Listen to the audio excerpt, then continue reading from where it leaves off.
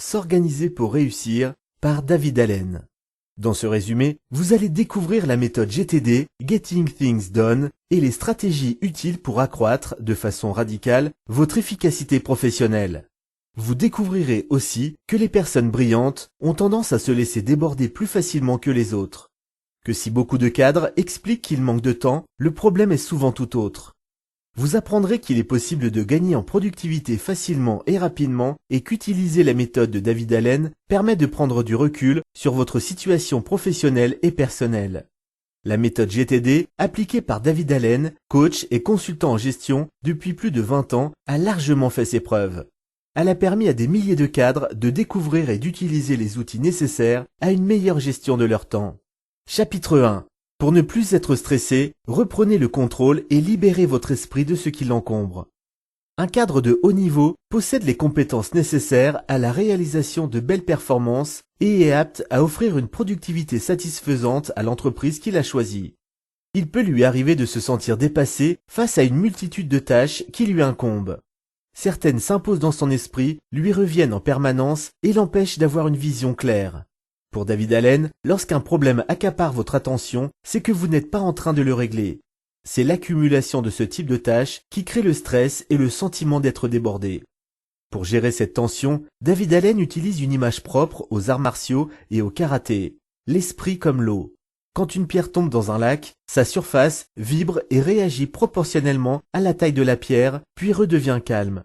C'est cette attitude ni excessive ni trop timide qu'il faut avoir face au problème.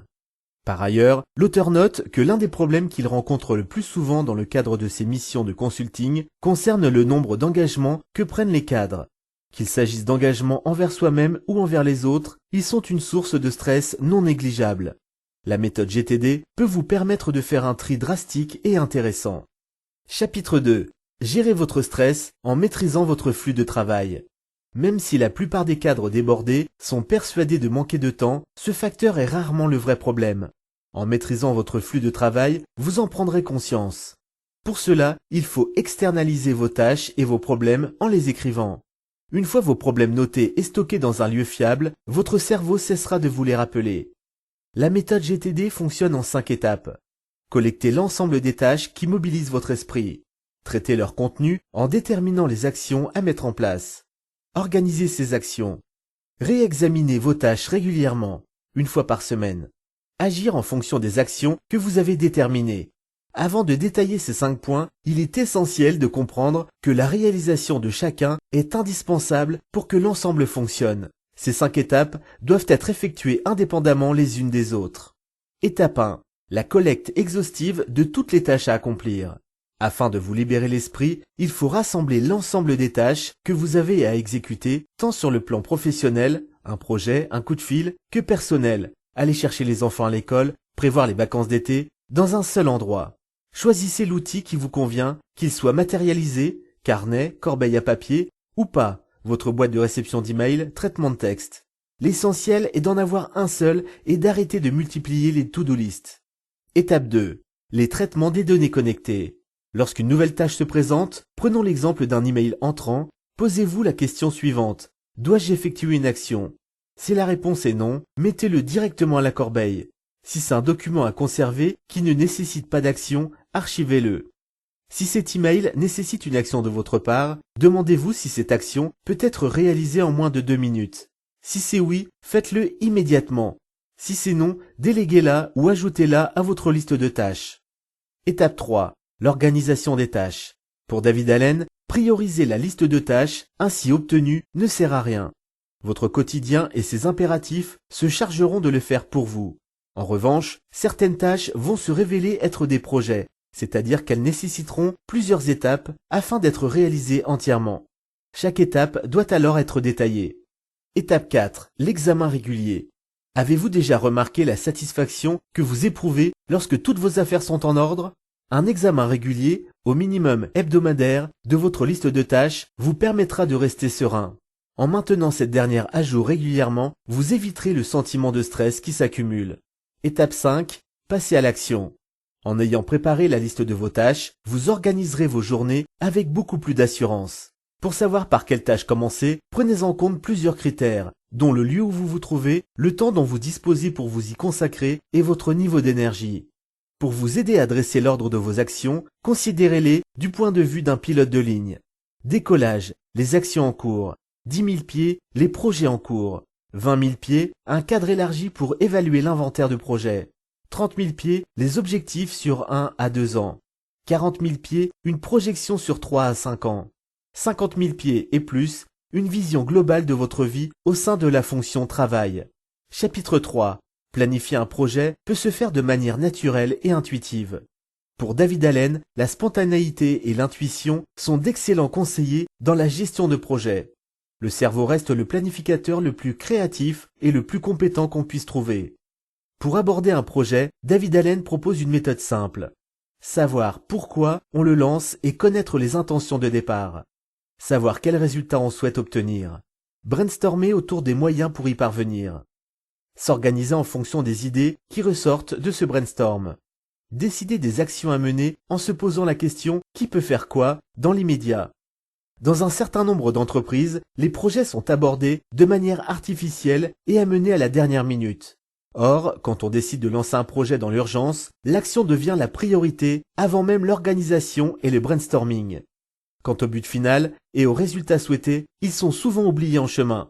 Cette planification réactive est l'inverse de la méthode préconisée par David Allen. Le pourquoi, point numéro 1 de la planification de projet, est essentiel. Il permet d'arbitrer et de prendre des décisions, d'affecter correctement les ressources dont on dispose, de motiver ses équipes avec une gestion de projet qui a du sens. Enfin, il offre du recul sur une situation. Jusqu'à quel niveau de planification faut-il aller ? La réponse de David Allen est simple. Il conseille de continuer jusqu'à ce que vous ne soyez plus stressé par les tâches à accomplir. Chapitre 4. La partie la plus intelligente de vous-même doit prendre le contrôle. Après la théorie, David Allen propose de passer à la pratique. L'objectif est d'être plus efficace et moins stressé. Pour cela, il faut que la partie la plus intelligente de vous-même, celle qui réfléchit et s'organise, prenne le dessus sur la partie distraite et stupide de votre cerveau. Pour David Allen, ce combat entre les deux parties de vous-même est primordial et universel. Pour cela, il faut savoir jouer de ruse. Vous devez, par exemple, ramener des dossiers au bureau demain matin.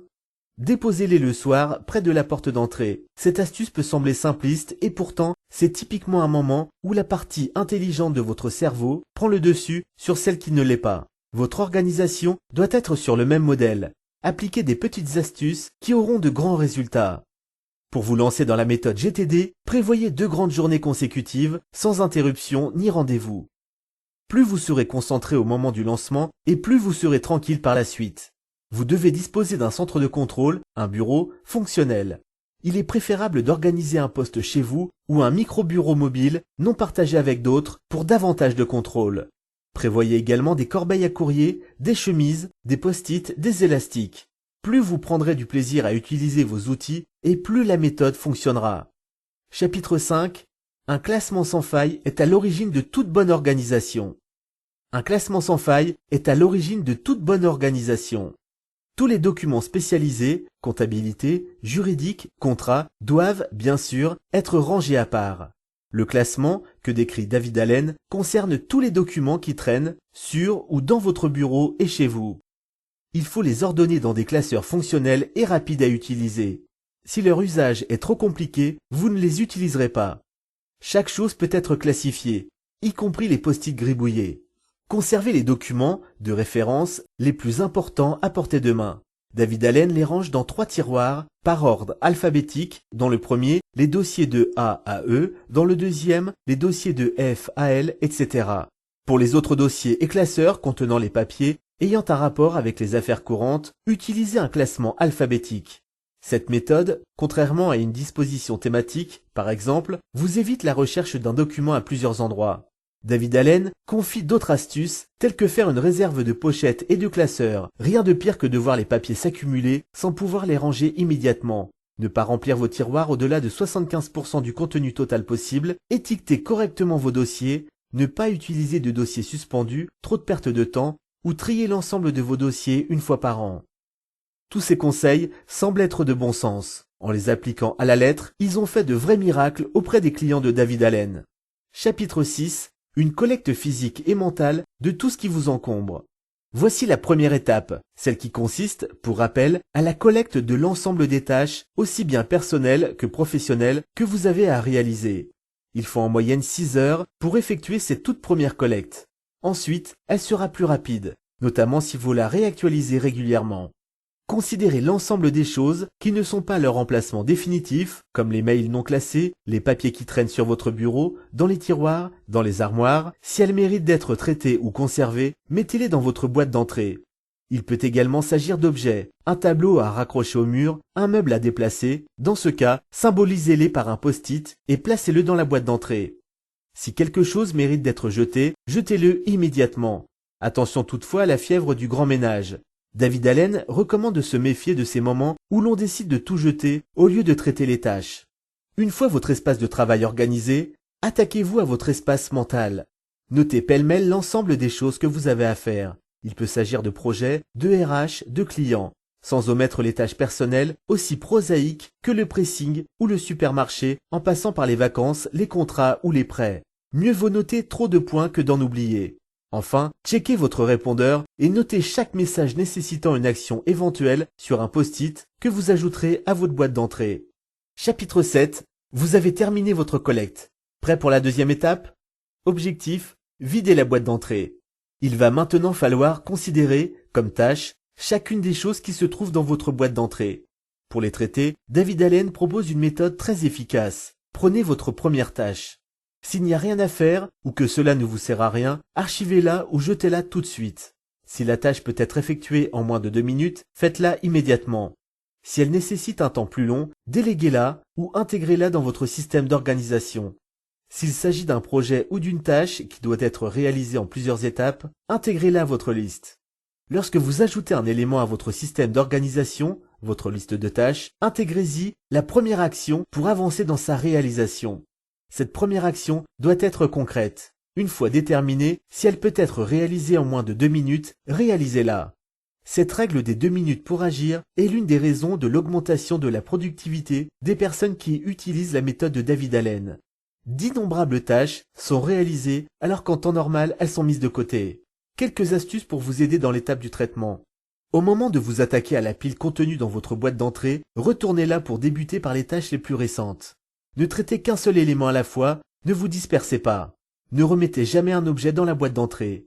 Si des tâches ne nécessitent pas d'action pour le moment, mais pourraient en demander une plus tard, l'ordre du jour d'une réunion par exemple, David Allen recommande de l'inscrire sur une autre liste appelée Un jour peut-être. Votre système d'organisation contient désormais la totalité de vos activités en cours.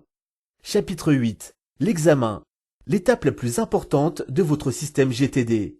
Bien que très méthodique, la méthode GTD ne trompera jamais votre esprit. Si, au fond de vous, vous savez que votre liste finale de tâches n'est pas à jour, vous cesserez progressivement de la maintenir. C'est pourquoi il faut la réexaminer régulièrement. Sans ce point important, la méthode ne fonctionnera pas. L'idéal est de la consulter toutes les semaines. Vous en profiterez pour recollecter vos tâches, les papiers éparpillés, les messages sur le répondeur. Et pour vider à nouveau votre esprit en notant les nouvelles actions qui vous incombent en adoptant la règle des 2 minutes que nous avons vue auparavant. Reconsidérez vos projets en évaluant leur état, leur évolution et ajoutez les premières actions à lancer lorsqu'elles manquent. Revoyez votre liste, un jour peut-être, ainsi que vos documents de référence. Enfin, soyez créatifs. C'est le moment d'inclure une idée folle dans votre liste. Profitez de ce moment pour vous installer au calme et laisser les idées venir. Le fait d'examiner calmement l'ensemble de vos occupations en cours rend ce moment propice pour trouver de nouvelles idées. Chapitre 9. Pour vous mettre à l'action, suivez votre intuition.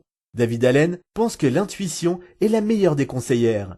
Il fixe néanmoins 4 critères qui peuvent vous aider à déterminer le bon moment pour lancer une action en particulier. Au moment de revoir votre liste d'actions, considérez 4 critères. Le lieu où vous vous trouvez. Avez-vous accès au téléphone, à Internet, à l'ensemble des documents nécessaires? Le temps dont vous disposez jusqu'à la prochaine interruption. Réunion, coup de fil, rendez-vous.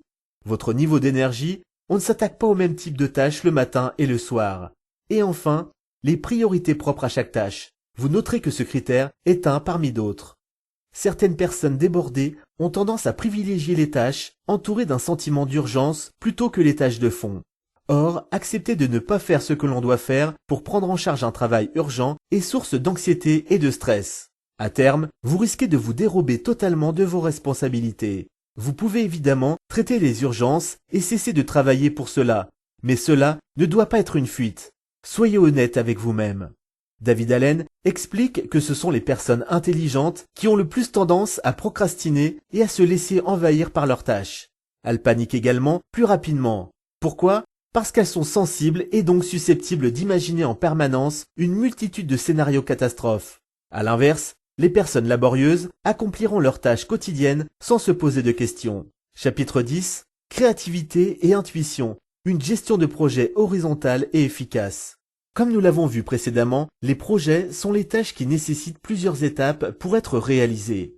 Il existe une multitude de méthodes et d'outils, comme le diagramme de Gantt, qui facilitent la gestion de projet. Selon David Allen, les réunions traditionnelles peuvent passer sous silence un certain nombre de points clés. Elles ont également tendance à endormir la créativité de l'équipe, contrairement à un brainstorming.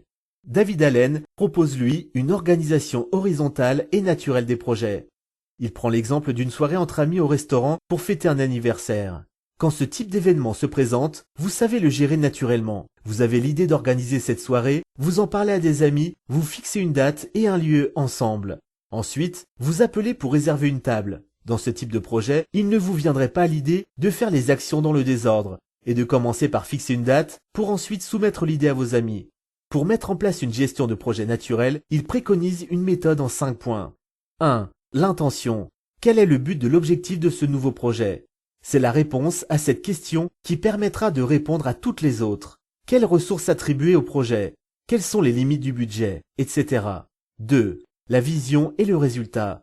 À quoi ressemblera le projet quand il aura réussi ? Quels seront les chiffres qui prouveront que le projet est un succès ? Quelles sont les métriques à analyser ? 3. Le brainstorming. Réunissez votre équipe et soyez créatifs tous ensemble. David Allen préconise le mind mapping, c'est-à-dire de noter sous forme d'arborescence toutes les idées évoquées et celles qui en découlent. Vous observerez ainsi visuellement le fonctionnement des cerveaux de votre groupe. Le fait de soumettre l'ensemble des idées qui vous viennent vous permettront de vous en débarrasser pour en faire naître de nouvelles. 4. L'organisation n'est pas la partie la plus complexe. Elle consiste à répondre aux questions. Quel est le plan ? Et qui se charge de cette partie ? 5. L'action. David Allen recommande de se poser la question qui revient régulièrement dans sa méthode. Quelle est la première action à effectuer ? En gestion de projet, celle-ci vous permettra de prendre du recul et de vous demander « Est-ce bien moi de me charger de ce projet ? Ai-je le temps et l'envie de le développer ?» Conclusion. En conclusion, la méthode GTD peut avoir un réel pouvoir sur le quotidien de ceux qui la suivent. Elle permet non seulement à chacun de se prendre en main, de lever la tête du guidon et de considérer son travail, mais aussi de prendre en compte sa vie avec davantage de recul. David Allen note, en effet, que les cadres ayant changé de vie après avoir pratiqué plusieurs mois la méthode GTD ne sont pas rares. Ce qu'il faut retenir de la lecture de ce résumé. Pour ne plus être stressé, reprenez le contrôle et libérez votre esprit de ce qui l'encombre. Gérez votre stress en maîtrisant votre flux de travail. Planifier un projet peut se faire de manière naturelle et intuitive. La partie la plus intelligente de vous-même doit prendre le contrôle. Un classement sans faille est à l'origine de toute bonne organisation. L'examen est l'étape la plus importante de votre système GTD. Pour vous mettre à l'action, suivez votre intuition. Cooper vous donne la méthode pour utiliser et mettre en action ce cube de manière concrète. Un kick-off immédiat pour appliquer la méthode de David Allen. Dès maintenant, libérez une partie de votre esprit. Prenez une feuille de papier et notez-y les 3 tâches que vous avez à réaliser, celles qui vous obsèdent le plus. Changez les pneus de la voiture, recrutez un nouveau collaborateur. Maintenant, notez, à côté de chacune, la première action à effectuer pour réaliser chacune d'entre elles. Appelez le garagiste, rédigez la fiche de poste. C'est fait, vous devez déjà vous sentir un peu plus maître de votre destin. Poussez l'expérience plus loin. L'une de ces actions peut-elle être réalisée en moins de 2 minutes ? Si oui, faites-le. Vous venez de faire un pas vers la sérénité et la productivité. Pourquoi ne pas continuer ? Dès demain matin, envisagez de ranger votre espace de travail et de libérer votre esprit selon la méthode GTD. Procurez-vous des corbeilles à papier et des pochettes en nombre important et lancez-vous. Pour en savoir plus, n'hésitez pas à vous rendre sur le site internet de David Allen en anglais.